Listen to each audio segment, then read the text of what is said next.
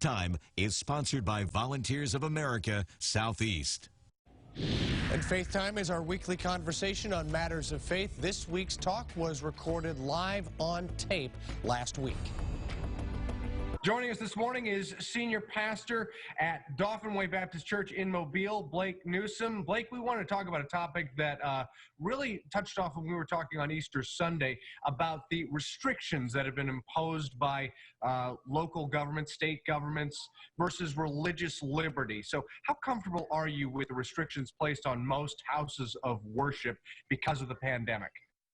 Well, Chad, let me say thank you for having me on, and thank you for your willingness to discuss this topic. And I also need to start by just saying that our government leaders are in incredibly difficult circumstances, and they are acting in what they believe to be the best interest of public safety. And so I appreciate and respect our leaders. I especially appreciate our state and local leaders who have extended those exceptions to churches.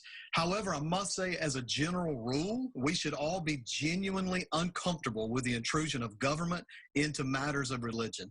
So at what point do you feel these restrictions are an overreach, something that hinders worship more than it protects the public? Yeah. Well, I think it's important for us to position this around principles and patterns and not just case studies or specifics. So for me, the question of overreach depends on several factors, including but not limited to the intention and the motivation of those restrictions, combined with the nature, the intensity, and the duration of those restrictions. So when the government limits opportunities to or singles out religious entities, they are overreaching, and churches must be afforded freedom to exercise the religion according to their consciences, and we need to be given latitude to figure out what that looks like, even in the midst of a pandemic.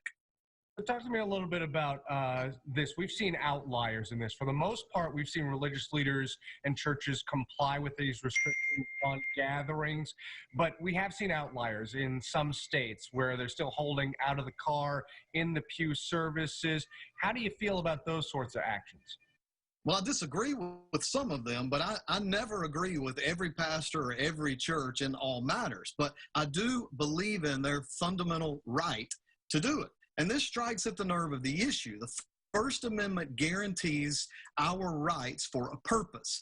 The government and others, including other churches or religious groups, will inevitably and sometimes appropriately disagree with what a religious institution does. But freedom of religious expression means those rights are not dependent on government approval or even popular consensus.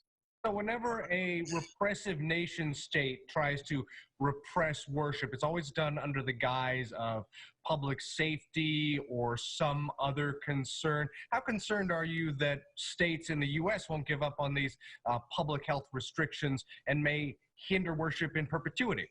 Yeah, well, I think that question strikes at the heart of the issue, that there are certain rights that are not granted by the government. They are granted by an external or a higher power, and the role of the government is not to grant those rights, but to recognize and protect those rights. And we know that history is filled with examples of governmental intrusion into matters of religion. We have seen this in this horrible crisis. In some sectors of the government, they've relegated the church to the category of non-essential, which is an absolute violation of the Bill of Rights.